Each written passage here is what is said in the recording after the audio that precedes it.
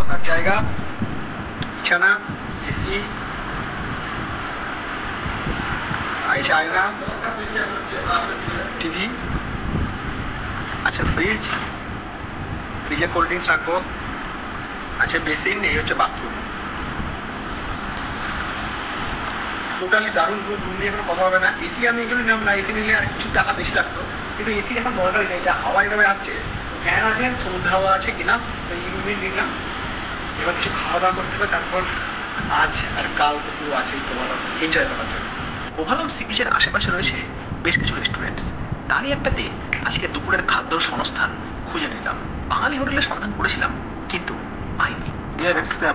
হাওয়া একদম বিকেল, যখন সূর্য অস্ত যাচ্ছে, অন্তত একটা বিরতি এখানে থাকুন, সত্যি বলছি মন খুব ভালো হয়ে যাবে। জুন জুলাই আগস্ট এই 3 মাস হচ্ছে অফ সিজন, তখন সমুদ্রে আর কি নামতে দেয় না, সেই জন্য সমস্ত দড়ি দিয়ে ঘেরা আছে। আবার সেপ্টেম্বর থেকে কিন্তু এখানে সব টুরিস্টরা আসবে, তখন এইসব ঘেরা টেরা থাকবে না, সিকিউরিটি থাকবে, তখন এখানে স্কুবা ড্রাইভ বা ওয়াটার স্পোর্টস যেগুলো হয় সেগুলো সবই হবে। আবহাওয়া তো বন্ধ, ওই জন্যই আর কি মানে দূর থেকে সমুদ্রকে দেখতে হচ্ছে, সবাই দূর থেকে দেখছে।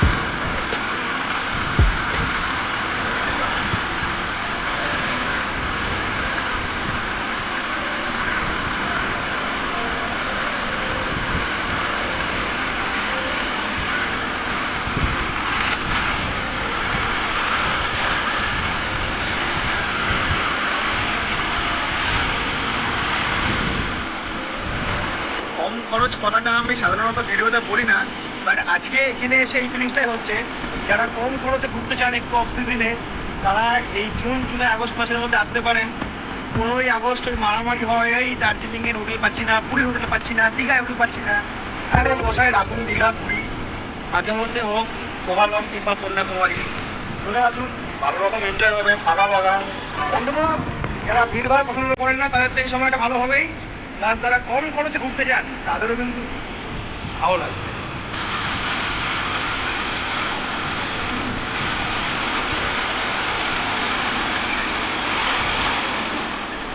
রাস্তা দিয়ে চলতে চলতে হঠাৎ করে গোবরে পা লাগলে সবাই ছ্যাঁচা করে, আর বিকেল হলেই মনটা আমার চাচা করে।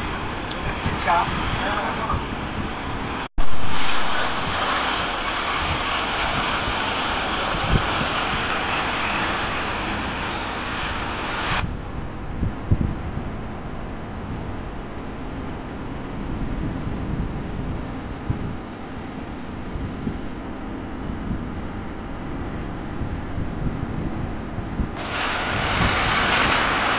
বিকেল শেষ হয়ে নেমেছে সন্ধে, শেষ 8 মিনিট 20 সেকেন্ডের আলোতে আকাশ এখন অন্য রং ধারণ করেছে।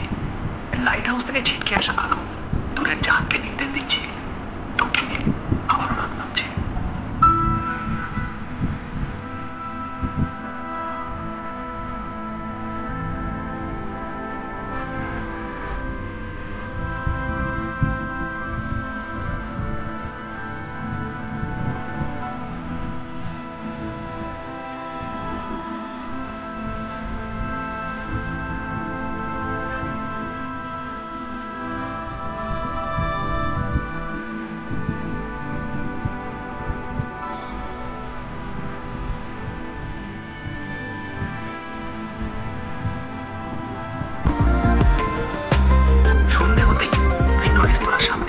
এরকম সামুদ্রিক মাছ সাজানো থাকে।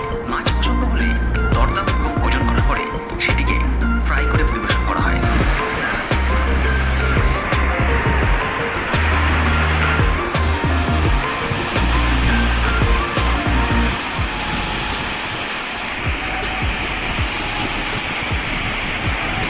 পরের দিনের সকাল শুরু ফুলদানিতে সাজানো গোলাপ ফুলের সাথে, আসল নয় প্লাস্টিকের গোলাপ, আর সমুদ্রের ঢেউ চারিদিকে ছয়লা। আর আমার সামনের প্লেটে কয়েকটা জায়গায় আপনারা পাবেন, তার মধ্যে সবথেকে ফেমাস আলেপ্পির ব্যাকওয়াটার। আমরা আজকে সেখানেই যাব। এখন আমরা ফিরে যাব আমাদের বাসে। এখান থেকে প্রায় ঘন্টাখানেকের ড্রাইভ, তারপরে আমরা পৌঁছবো আলেপ্পি। আজকে রাতে থাকবো আমরা হাউস বোটে। বাস এখান থেকে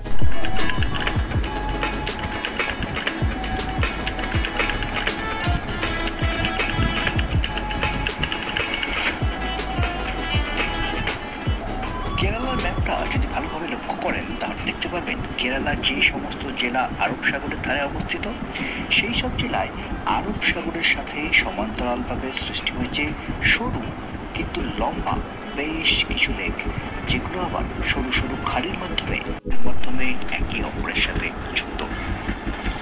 এই লেক, নদী আর মাকড়সার জালের মতো সরু সরু খালের এই সুবিশাল নেটওয়ার্ককে বলা হয় ব্যাকওয়াটার। একটা সময় ছিল যখন এই ব্যাকওয়াটার অঞ্চলের বাসিন্দাদের যাতায়াত বা পণ্য পরিবহনের জন্য একমাত্র ভরসা ছিল নৌকা। কিন্তু এখন এইসব অঞ্চলে তৈরি হয়েছে অনেক ব্রিজ, যে ব্রিজগুলো তৈরি না হলে কোনোদিনই হয়তো কেরালার হাউস বোটের সৃষ্টিই হতো না। ব্রিজের সাথে হাউস বোট সৃষ্টির কি সম্পর্ক, সেই গল্প পরে বলছি। এখন এমরাল্ড লেকের উপর দিয়ে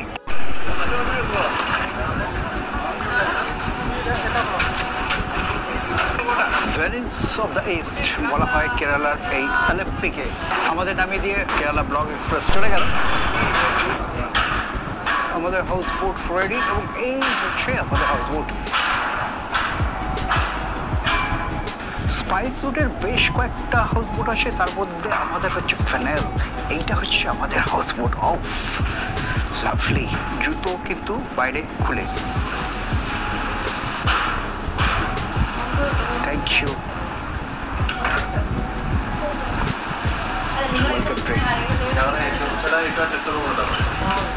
আমাদের বোট কিন্তু ছেড়ে দিল। এই হচ্ছেন আমাদের হাউস বোটের যিনি ক্যাপ্টেন। সামনে আমাদের আরেকটা হাউস বোট চলেছে। এটা হচ্ছে হাউস বোটের একেবারে সামনের অংশ। এখান দিয়ে এই যে সিঁড়ি করা আছে, এখান দিয়ে ভেতরে ঢুকলেই এই হচ্ছে সিটিং এরিয়া, তার সাথে সাথে এখানেই হচ্ছে ডাইনিং টেবিল।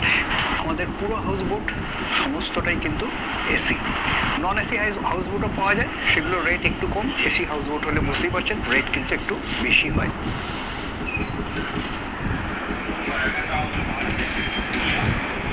এই ভেতরে হচ্ছে রুম, লাইফ জ্যাকেট রয়েছে দেখতেই পাচ্ছি। এই যে অংশটা, এই অংশে কিন্তু এরকম পরপর রুম আছে।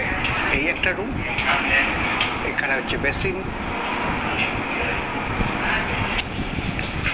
Zuan, you are here?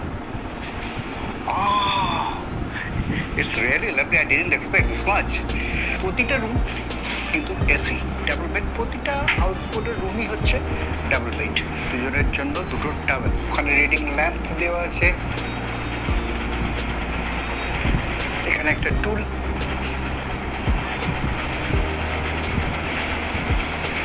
এই বিরাট ড্রেসিং টেবিল। এখানে কিন্তু রয়েছে একটা কাভার্ড। কাভার্ডের ভেতরে জামা কাপড়ের জন্য হ্যাঙ্গার, একটা ড্রয়ার এবং আরো দুটো র্যাক রয়েছে। সবচেয়ে বড় ব্যাপার এই দেওয়াল জোড়া এক জানলা। জানলাটা পর্দা দিয়ে ঢাকা আছে। আমাদের পাশাপাশি চলছে আর একটা হাউস বোট।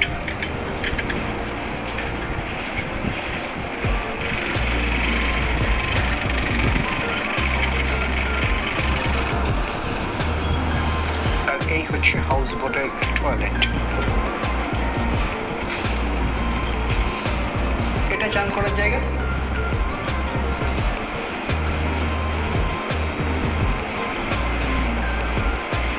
এটা হচ্ছে কমোড।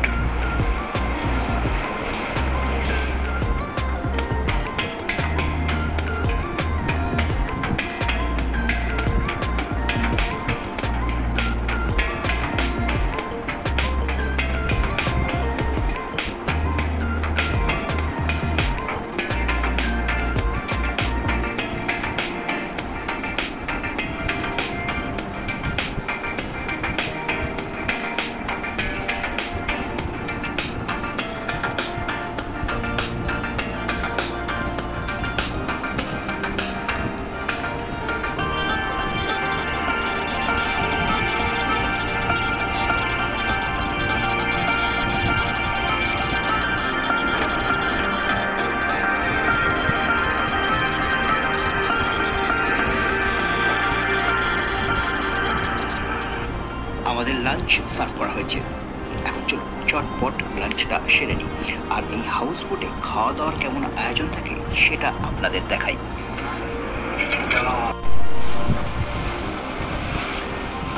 কাশ্মীরের যে হাউস বোট সেগুলো তো স্টেশনারি, এক জায়গায় দাঁড়িয়ে থাকে। কেরালার এই যে গাড়ি থাকে, সাইকেল থাকে, এখানে কিন্তু প্রতি বাড়িতে এরকম নৌকা থাকে। এই নৌকাই এখানে যাতায়াতের প্রধান মাধ্যম। ফ্লাইটস, হোটেল সময় ছিল এগুলো হচ্ছে রাইস বোট। রাইস বোট মানে এই বোটে ধান চাল এসব নিয়ে যাওয়া হতো। এখানে তখন এক জায়গা থেকে অন্য জায়গায় যাওয়ার একমাত্র মাধ্যম ছিল ওই জলের যে ক্যানেলগুলো, সেই ক্যানেলগুলো।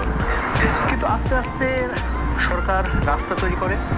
রাস্তা তৈরি করার ফলে এই ধান চাল লরি করেই সেগুলো পরিবহন করা হয়। রাইস বোট যেগুলো, এই রাইস বোট তাদের প্রয়োজনীয়তা হারালো, অনেক রাইস বোট বসে গেল।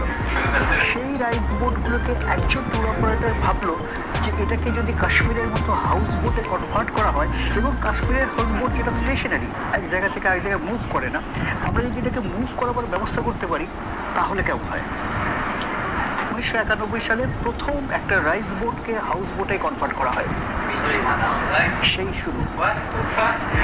91 সালে ছিল 3টে এরকম হাউস বোট, সেটা এখন এই 2023-এ এসে দাঁড়িয়েছে 1000-এর উপরে। প্রথমেই কিন্তু এই আলেপ্পির কথাই মাথায় আসে। আজকে সন্ধেবেলায় এখান থেকে সানসেট দেখব, সারা রাত হাউস বোটে আমরা থাকবো। কালকে সকালে 7:30 নাগাদ আমরা হাউস বোট থেকে নামবো, আমাদের বাস আমাদের নিয়ে আবার পরবর্তী যে গন্তব্য সেই দিকে এগিয়ে যাবে। এটা একটা বয়া, এখানে কিন্তু রাত্রিবেলায় আলো জ্বলে। এটা দেখে বুঝতে পারবে যে এখান দিয়ে হাউস বোট, এই জায়গাটাকে অ্যাভয়েড করতে হবে, এখানে চড়া।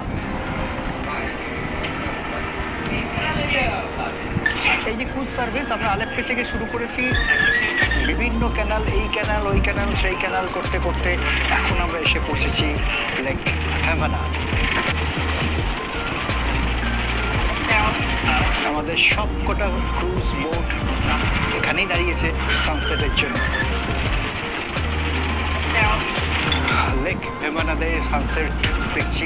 সানসেট একটু মেঘ আছে, দেখা যাচ্ছে না, কিন্তু যা দেখা যাচ্ছে সেটা সারা জীবন ভোলার মতো নয়। অসাধারণ এক দৃশ্য।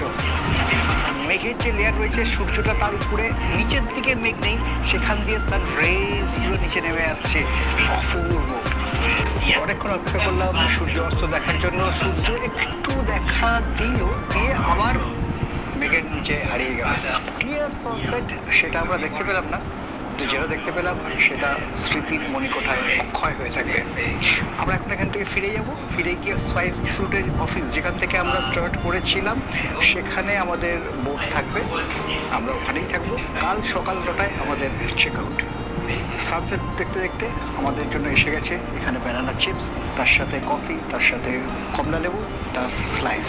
এগুলো কয়েকটা কলা দিয়ে বানানো পাটিসাপটার মতো টেস্ট, একটু টক টক।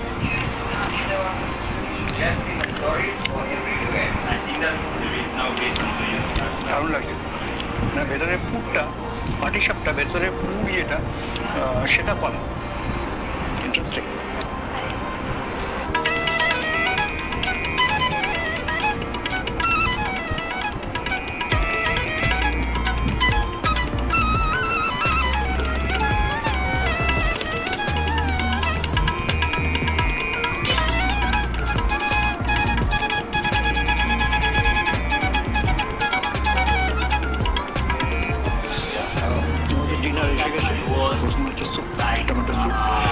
সাথে স্টার্টার হিসেবে এসেছে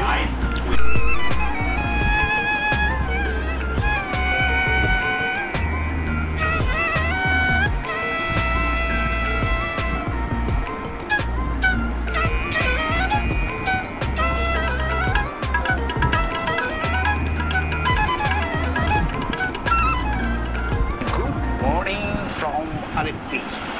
আলেপ্পিতে এত সুন্দর